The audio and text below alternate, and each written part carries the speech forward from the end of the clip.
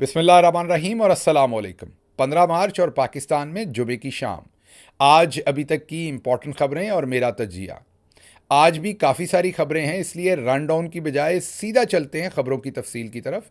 उससे पहले आपको याद करवाएं कि अगर अभी तक इस चैनल को सब्सक्राइब नहीं किया ज़रूर कीजिए ताकि आप हमारी आवाज़ को मौसर बना सके। पहली खबर की तरफ चलते हैं। आज 15 मार्च का दिन है। आज के दिन पूरी दुनिया में इस्लामोफोबिया की रोकथाम के लिए इस दिन को मनाया जाता है।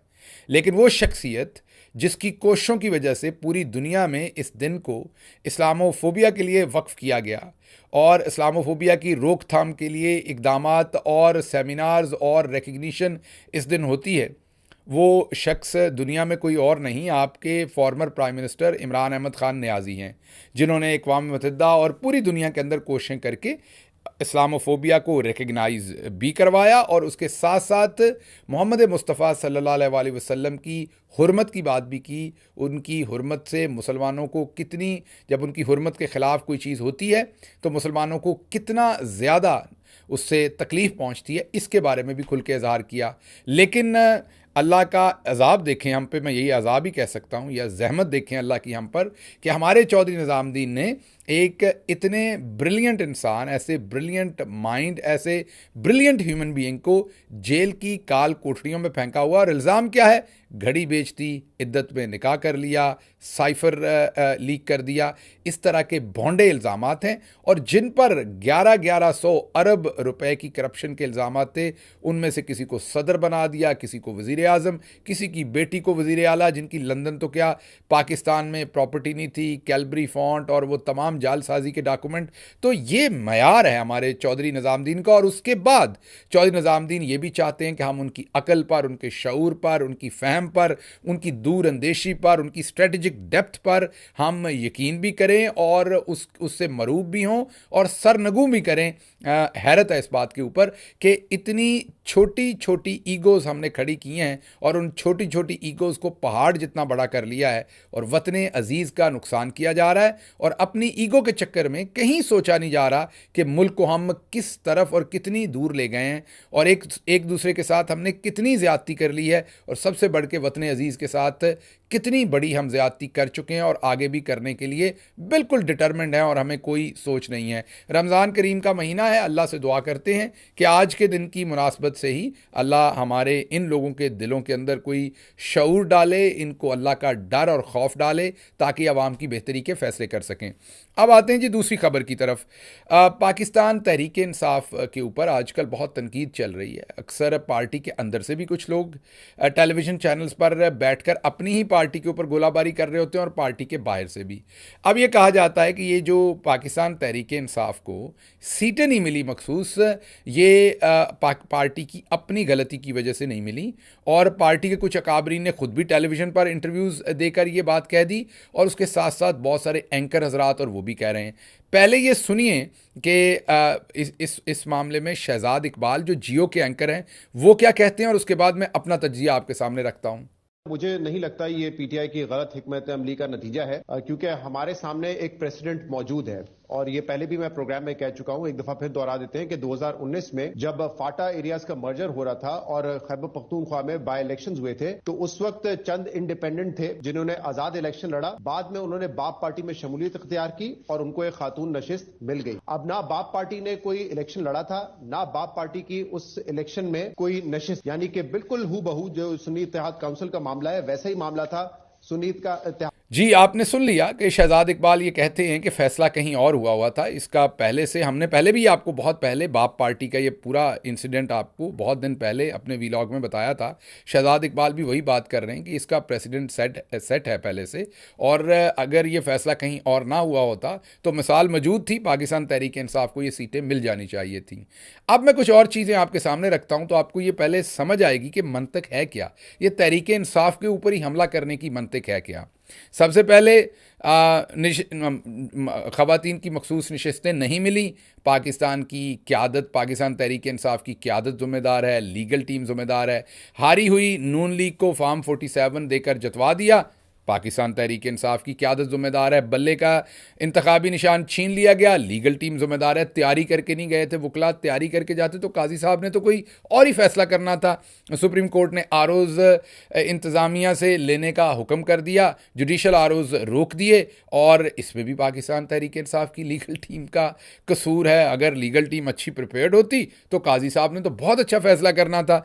इमरान खान का हर मुकदमे में हक़ दिफा छीना गया, इमरान खान के वकला की जगह सरकारी वकील दे दिए गए, लीगल टीम जिम्मेदार है, लीगल टीम का कसूर है, वरना इन जजेस ने तो बिल्कुल ईमानदारी पर फैसले करने थे। जस्टिस तारिक मसूद फौजी ट्रायल केस के नज़रसानी बेंच से दस्तबरदार हो गए, लेकिन पाकिस्तान तहरीक इंसाफ की लीगल टीम जिम्मेदार है। वो अगर ठीक होती तो जस्टिस तारिक साहब क्यों दस्तबरदार होते, और क्यों 105 लोग सिविलियन लोग जिनका मिलिट्री ट्रायल कानून इंसाफ के मुताबिक किसी सूरत नहीं हो सकता, मिलिट्री कोर्ट्स में वो ट्राई नहीं हो सकते, वो सिविलियन है, वो आज भी काल कोठरियों के अंदर है। कौमी असम्बली के इलेक्शन 90 दिन में नहीं हुए, ज़िम्मेदार सदर आरिफ अलवी है। वो अच्छे इंसान होते तो 90 दिन में इलेक्शन हो जाते। उसके बाद ऑफिशियल सीक्रेट एक्ट और आर्मी एक्ट में सदर की मंजूरी के बगैर तरमीम कर दी गई। सदर आरिफ अलवी उसके ज़िम्मेदार हैं, और किसी ने क्यों ज़िम्मेदार होना है, उन्हीं को ठहराएं बिल्कुल ज़िम्मेदार। इमरान खान को तोशाखाना केस में मुतस्सब जज हमायूं दिलावर ने सज़ा दी, वही जज जो उससे पहले उसकी फेसबुक पोस्ट आ गई थी जिसमें वो इमरान खान के बारे में गाली गलोच तक कर रहे थे, लेकिन ज़िम्मेदार पाकिस्तान तहरीक इंसाफ की लीगल टीम है। 9 मई वाले दिन फॉल्स फ्लैग ऑपरेशन हुआ, खामखा अब नज़र भी आ गया कि मरियम इकराम नामी नून लीग की एक वर्कर, जिसको बाद में वो MNA बना रहे हैं, वो खातून जो है पाकिस्तान तहरीक इंसाफ का झंडा लिए, कपड़े पहने पाकिस्तान तहरीक इंसाफ के परचम के कलर के, वहाँ पर कारकुनों को इंस्टिगेट कर रही, खुद भी वो जलाओ गिराओ कर रही हैं वहाँ पर, लेकिन ज़िम्मेदार जो है वो पाकिस्तान तहरीक इंसाफ की क़यादत है, इसलिए इन्हें 9 मई के अंदर रगड़ दो। पंजाब और पख्तूनख्वा के इलेक्शन 90 दिन में नहीं हुए, इमरान खान ने असम्बली गलत तोड़ी थी। इमरान खान इतना भोला था कि उसने आइन और कानून पर यकीन कर लिया। इमरान खान को नहीं पता था कि यहाँ पर कोई आइन और कानून नहीं है। इमरान खान ने आइन पर, कानून पर, पाकिस्तान के इदारों के बारे में ऐसा क्यों नहीं सोचा कि वो आइन भी तोड़ देंगे, कानून भी तोड़ देंगे। इमरान खान जिम्मेदार है। सिंध हाउस में लोटे इकट्ठे किए गए, उनकी खरीदो फरोख्त की गई, इमरान खान भी खरीद लेता लोटे, इमरान खान का कसूर है, उसके पास भी तो पैसे थे ना, वो भी हुकूमत में था, वो भी सरकारी फंड इस्तेमाल करता, यही मंतक होनी चाहिए। इमरान खान जिम्मेदार है, ना कि जनरल बाजवा, ना कि उस टाइम की रजीम जिन्होंने ये सब कुछ किया।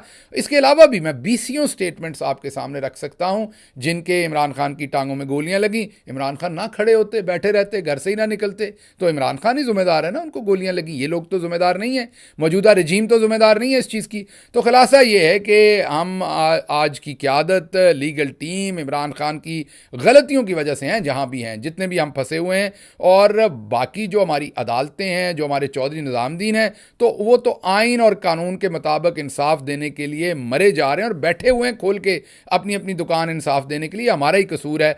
और ये जो लेवल प्लेइंग फील्ड नहीं दी गई, कागजात छीने गए, जो अगवा बराए बयान की प्रेस कॉन्फ्रेंसेस हुई, मारा पीटा गया, लोगों को कत्ल तक कर दिए गए, लोग शहीद कर दिए गए, ये सब उन्हीं लोगों का कसूर था जो शहीद हुए, या PTI में से किसी का कसूर होगा कि उनको शहीद होने दिया।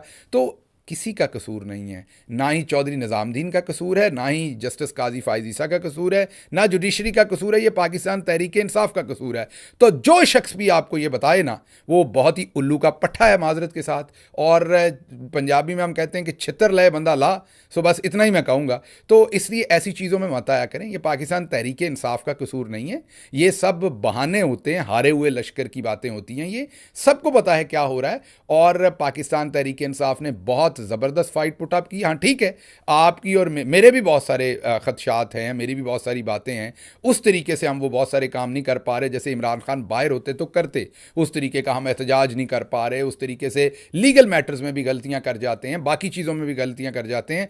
यही तो फ़र्क है। अगर बिल्कुल ना करते तो फिर इमरान खान के होने और ना होने का हमें फ़र्क कैसे पता चलता। तो मैं बिल्कुल किसी पाकिस्तान तहरीक इंसाफ की लीडरशिप को अपनी गलतियों का किसी सूरत क्लीन चिट नहीं दे रहा। मैं कह रहा हूँ कि बहुत सारी गलतियां गलतियां हुई, बहुत सारी गलतियां हुई, नहीं होनी चाहिए थी, अभी भी हो रही हैं। एहतजाज भी हम बहुत बेहतर कर सकते थे, हम नहीं कर रहे उतना बेहतर एहतजाज जितना इमरान खान की रिक्वायरमेंट है, डिज़ायर है, सोच है, पब्लिक की रिक्वायरमेंट है, डिज़ायर है, सोच है। लेकिन ये जो सारी बातों में हर जगह पाकिस्तान तहरीक इंसाफ को रगेद देना, लीडरशिप को रगेद देना, लीगल टीम को रगेद देना, ये बिल्कुल बुलशिट है। अच्छा जी, अगली खबर, इतनी सीरियस खबर के बाद अब मैं अगली खबर आपको देता हूं जिससे आपके चेहरे पर मुस्कुराहटें आ जाएंगी। अब आपने ज़रा गौर से मेरी बात सुननी है। देखिए, मेरी वो बड़ी बहन है, तो अगर आप अपनी वजह से नहीं तो मेरी वजह से थोड़ा सा दरगुजर किया करें। आप सबको या तो मैंने बताया ना हो, मैंने पहले दिन से बताया है कि मेरी बाजी थोड़ी नालायक है। अब हर बंदे ने आइंस्टाइन तो नहीं बनना ना, हर बंदे ने चांद पे नहीं पहुंचना, मरीख पे नहीं पहुंचना। बाजी मेरी ने कोई वैक्सीन ईजाद नहीं करनी, ना उन्होंने कभी क्लेम किया है कि मैंने जाकर किसी किस्म की वैक्सीन कोई किसी दरियाफ्त करनी है या कहीं पर ईजाद करनी, ना ही उन्होंने कार्डियोलॉजी के अंदर कोई नाम पैदा करना है, मकाम पैदा करना है, ना ही उन्होंने सिलिकॉन वैली के अंदर कोई सॉफ्टवेयर बनाने हैं। बाजी मेरी तो पंजाब की चीफ मिनिस्टर बनी, उससे पहले उनका मखबूतुल अवास जो चचा था वो थे, तो उनसे तो बाजी मेरी बहुत बेहतर है। लेकिन फिर भी आप लोग इतना मजाक क्यों उड़ाते हैं, इतना मजाक उड़ाते हैं, इतना बाजी का लतीफ़ा बनाते हैं कि अब मेरी बाजी जो है, मेरी बहन, मेरी प्यारी बाजी, अब प्रेशर में आके उनसे और गलतियां हो रही हैं और सादा सादा गलतियां हो रही हैं। वो ऐसा फिर अब आप लोगों ने, आप इतने बुरे हैं, अब आपने पता क्या कहना है कि मेरी बाजी नालायक है, उनसे तो सादा बात भी नहीं होती। आपने कहना है ये देखा शहबाज गिल की बाजी जो है ये तो बिल्कुल एक्सपोज हो गई, इनसे तो सादा बातें नहीं की जाती। तो ये सारा पता चल गया। ये आपने फिर आप कईयों ने कहना है कि बाजी मेरी महंगा मेकअप करती हैं, महंगे कपड़े पहनती हैं, महंगे बैग्स लेती हैं, लेकिन अकल नाम की कोई चीज़ नहीं है। और आप में से कई लोगों ने, मुझे पता है आप बड़े शैतान हैं, आप लोगों में से कईयों ने यह भी कहना है कि अगर अकल बिकती होती ना तो बाजी मेरी जाके ले लेती, नहीं तो शहबाज जाके खरीद के अपनी बाजी को दे देता। क्या हुआ अगर मेरी बाजी की लंदन, तो क्या पाकिस्तान में भी प्रॉपर्टी नहीं, बाकी तो इतना माल पानी है ना। तो आप ये जो मेरी बाजी के ऊपर आपने ये सारा किया हुआ ना, उसकी वजह से बाजी हो गई है प्रेशर में, सब आपका कसूर है और आप लोग बाज आ जाएं, अभी भी आप दंदियां निकाल रहे हैं। अब सुने कैसे आपकी वजह से, यू गाइज आर रिस्पॉन्सिबल।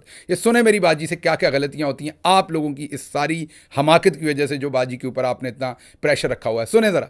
शुरू अल्लाह दे नाम तो जेड़ा बड़ा मेहरबान ते बड़ा रहम करन वाला है। छोड़ दो ना। तो मैं ये समझती हूँ कि आज का जो ये मेरा मैसेज है ये पूरे पाकिस्तान में और पूरी दुनिया में जाना चाहिए, क्योंकि पंजाब जो है पूरे मुल्क से हमें प्यार है। हम पाकिस्तानी हैं, पहले पाकिस्तानी है, पंजाबी बाद में। लेकिन पंजाब को पंजाब कहते हैं, पंज आब, 5 दरियाओं का शहर है, सूबा है 5 दरियाओं का, और 5 दरियाओं को इसने अपनी धरती में समेटा हुआ है और वो सैराब करता है खेतों को, इलाकों को, और उसकी वजह से लोग खाना खाते हैं, हमारे खेत लहलहाते हैं, खुशहाली आती है पाकिस्तान में। इसी तरह जिस तरह पंजाब की धरती ने 5 दरियाओं को पूरे पाकिस्तान के लिए समेटा हुआ है अपने सीने पे, इसी तरह पंजाब के लोगों का दिल बहुत बड़ा है, दिल वाले लोग हैं पंजाब, माशाल्लाह पंजाबी जो हैं। और सूफियाए कराम की धरती है, औलियाए अल्लाह ताला की वो धरती है, दिल वालों की धरती है पंजाब। आप भी दिल वाले हैं, मैं भी दिल वाली हूँ। बड़ा अच्छा लगा मुझे आज यहाँ आकर। सुन लिया आपने। और ये कामरान जो आप दांत निकाल रहे हैं ना बैठे हुए मेरी बाजी के ऊपर, मैं आपको बता दूं, अगर उन्हें पता लग गया ना तो आप ये जो जाके दुबई में इतनी आप अयाशियाँ करें, दुबई में बड़ी वाकफियत है मेरी बाजी की, आपका वो फिर ऐसा वहाँ पर काम करवाएंगी कि आप दोबारा उधर को मुंह नहीं करेंगे। तो इसलिए ये इतना थोड़ा सा ख्याल कर लें, मेरी वजह से कर लें और कुछ नहीं, मेरी बाजी हैं। मैंने, या तो हम दोनों बहन भाइयों ने आपके सामने ना माना हो, हम मानते हैं। मेरे तो जो मेरे बहनोई हैं, जो हमारे, आपको पता है कि जो सफदर भाई हैं, वो भी बताते हैं कि बाजी थोड़ी कमली हैं, वो खुद भी कमले से हैं। तो जब हम मानते हैं कि हम इतने पढ़े लिखे भी नहीं हैं, मेडिकल कॉलेज ने भी हमें निकाल दिया, तो एक जुल्म हुआ हमारे साथ। पहले पिंडी वालों ने तंग किया, मेडिकल कॉलेज वालों ने, इधर किंग एडवर्ड आए, ये तो बिल्कुल ही अहमक है ना किंग एडवर्ड वाले, इनके तो बिल्कुल अकल नाम की चीज़ ही नहीं है। इन्होंने ये भी नहीं सोचा कि मेरी बाजी के अरमानों के ऊपर क्या होगा, निकाल के बाहर किया, और वो पैथोलॉजी की कोई प्रोफेसर थी, उनका बेड़ा गर्क हो, उन्होंने ऐसा बुरा ग्रेड दिया था कि बाजी का उसके बाद दिल ही नहीं किया, अगला एग्ज़ाम देने का भी दिल नहीं किया और निकाल के बाहर किया कॉलेज से। अब हम तकरीर करते हैं, अब आपने इतना प्रेशर डाला हुआ है कि हमें पंजाब के सूबे को शहर कहना पड़ता है और पता नहीं क्या कुछ कहना पड़ता है। तो ये ख़त्म करें काम, मैं आपको वार्निंग दे रहा हूँ आज, हरगिज़ आपने ये काम नहीं करना वरना मैं आपसे नाराज़ हो जाऊँगा। अच्छा जी, वापस आते हैं आप कुछ सीरियस खबरों की तरफ। अगली खबर ये है कि हमारी गवर्नमेंट, मेरी बाजी ने ऐलान किया था कि तनख्वाह नहीं लेंगे। अभी बाजी ने वैसे ये ऐलान नहीं किया तनख्वाह ना लेने देगा, लेकिन ऊपर चचा ने और इधर उधर जरदारी साहब सब ने हातम ताई की कब्र पर लात मारी और कहा है कि हमने तनख्वाह नहीं लेनी, लेकिन अरबों रुपए के अखबारों में इश्तिहार दे रहे हैं। मैं तो रोज़ मिन्नतें करता हूँ तनख्वाह ले लो, खुदा दा वास्ता है तनख्वाह ले लो, आले काम ना करो। जो आप ये काम कर रहे हैं गरीबों की रड़ी निकल जाएगी, पहले ही आप लोगों ने तबाही कर दी हुई है। अच्छा जी, पाकिस्तान तहरीक इंसाफ ने पूरे 5 सहाफ़ियों के ऊपर पाबंदी लगा दी है। जी हाँ, ये वही सहाफ़ी हैं जिन्होंने बदबख्ती की थी कि अगवा शुदगान जो अबडक्टीज़ थे, जो अंडर ड्यूरस थे, उनके इन्होंने इंटरव्यूज़ लिए थे। आपको याद होगा कि जिन कनपट्टी पे बंदूकें जिनके रखी हुई थी, सदाकत अब्बासी आपको याद होगा, उस्मान डार आपको याद होगा, और भी सारे लोगों के, जो शेख रशीद और सारे। तो ये जो 5 हमारे दोस्त थे, कामरान शाहिद, शाहजेब खानज़ादा, आदिल शाहजेब और मुनीफ फ़ारूक, और इनके साथ शामिल किया है सलीम साफ़ी को। इन लोगों के प्रोग्राम्स में पाकिस्तान तहरीक इंसाफ ने एक दफ़ा फिर सर्कुलर निकाला है कि क्योंकि असूल है कि अबडक्टी का जो शख्स इंटरव्यू ले लेता है, इसका मतलब है कि वो अगवा को फैसिलिटेट कर रहा है, वो अगवा को इंडोर्स कर रहा है, उसका हिस्सा बन रहा है, उसको तो अदालत में कुछ सज़ा दिलवानी चाहिए। आप जाके उसके प्रोग्राम में शामिल होते हैं। तो तहरीक इंसाफ ने अपने लोगों को दोबारा से इस चीज़ का पाबंद बनाया है कि ऐसे लोगों के प्रोग्राम में नहीं जाना, ये बंद किया जाएगा। ऐसे प्रोग्राम में जाएंगे आप तो पार्टी पॉलिसी के खिलाफ होगा। अब अगर आपको ऐसे प्रोग्राम्स में कोई शख्स बैठा नज़र आए और वो जो भी मंतक दे, आपने ये समझ लेना है कि वो फिर पार्टी से या तो बाला है या पार्टी के फ़ायदे नुकसान की उनको कोई परवाह नहीं, वो सिर्फ अपने किसी मिशन पर हैं और वहाँ बैठे हुए हैं। अच्छा जी, अगली खबर जो आपके सामने रखेंगे वो खबर है कि आज असम्बली के अंदर कुलभूषण का नाम लेने पर पाबंदी लगा दी गई। जी हाँ, कुलभूषण यादव का जब नाम लिया गया, और वो आपको हम वीडियो भी दिखाएंगे, तो वो कुलभूषण यादव का जब नाम लिया गया तो माइक ही बंद कर दिया। ये देखिए बैरिस्टर गौहर जब नाम ले रहे थे। इसको मैं अपने लीडर की बात याद कराता हूं, ये एक मर्तबा बता दे कभी कुलभूषण यादव का नाम लिया आपके लीडर ने? तो कुलभूषण यादव का जैसे ही नाम लिया, अगलों ने माइक ही बंद कर दिया, क्योंकि ये नाम नहीं लेना, ये काम सिर्फ अयाज सादिक साहब कह सकते थे। याद होगा, अब तब माइक भी चल रहा था, सब कुछ चला था, जब उन्होंने कहा था कि आर्मी चीफ की टांगें कांप रही थी, बाजवा साहब के बारे में कहा था, माथे पर पसीना था, और कुलभूषण यादव को जब छोड़ना था, वो याद है ना आपको सारी बातें। हमारे ख्याल में तो सब झूठ था, लेकिन आप सोचिए कि तब क्या कुछ कहने दिया जाता था, और आज कुलभूषण का नाम लेने पर टेलीविज़न के ऊपर पाबंदी लगा दी जाती है, बंद कर दिया जाता है। अच्छा जी, इससे पहले कि हम आपसे इजाज़त लें, आपको एक और छोटी सी वीडियो दिखानी है। आपको पता है कि फ्रूट सस्ता जो है वो हमारी बाजी ने बेचना शुरू किया हुआ है पंजाब में, और फ्रूट जो है वो महंगा है लेकिन हुकूमत सस्ती है उलट। हालांकि वो सस्ता फ्रूट कह रही हैं, आप खुद ही देख सकते हैं स्क्रीन के ऊपर कि फ्रूट तो महंगा है, हुकूमत सस्ती हुई है। बस ये ज़ुबानी जमा खर्च में ही सस्ता फ्रूट बेचा जा सकता है, जिस एक जगह पर है वहाँ भी बहुत महंगा है। चलने से पहले आपको याद करवा दें कि आज का जो पंजाबी वीलॉग है उसमें हमने एक बहुत ही इंपॉर्टेंट इशू को डिस्कस किया। आज हमने पंजाब पुलिस की ब्रुटैलिटी को डिस्कस किया है। ये जो पंजाब पुलिस फाशिज्म और इस हद तक आगे निकल जाती है, इस चीज़ को डिस्कस करने की कोशिश की है कि कैसे पुलिस भी हम में से ही है, हमारे ही लोग हैं, ये इतनी ब्रूटल पुलिस कैसे होगी कि आज भी उन्होंने एक शख्स को शहीद कर दिया है, कत्ल कर दिया है। दुबई से वापस आया नौजवान था। हर रोज़ पुलिस किसी ना किसी की जान ले रही है। तो आपको मैंने ब्रिटिश राज से शुरू किया है और बताया है कि 1919 से जब जलियांवाला बाग हुआ, उसके बाद से कैसे गुजरांवाला में किलिंग हुई, किस तरीके से अंग्रेज़ बहादुर, उसके बाद हमारे चौधरी निज़ामुद्दीन और हमारी ब्यूरोक्रेसी, इन सब ने किस तरीके से गोरा चला गया। लेकिन ये जो सलेरी रंग का गोरा इधर रह गया, मेरी तरह का पक्के रंग का गोरा इधर रह गया हमारे पास, गोरा साहब, उसने किस तरीके से हमें ग़ुलामी समझा आज़ादी के बाद भी, और पुलिस की ब्रुटैलिटी कहाँ से इंकलकेट हुई सोसाइटी के अंदर, किस तरीके से वो चल रही है, इस सब के ऊपर हमने इस कॉम्प्लेक्स टॉपिक को, हम ये पंजाबी वीलॉग इसलिए करते हैं कि ये कॉम्प्लेक्स जो टॉपिक्स होते हैं इनको हम कोशिश करें कि ब्रेक डाउन करके पंजाबी के अंदर मोर ईजियर वर्ड्स के अंदर ईजियर कॉन्सेप्ट के साथ हमारे देहात के लोगों को इसके ऊपर एजुकेट करें। आज का पंजाबी वीलॉग सुनिए। मुझे इजाज़त दीजिए। अल्लाह आपका हामी और नासिर हो। पाकिस्तान जिंदाबाद।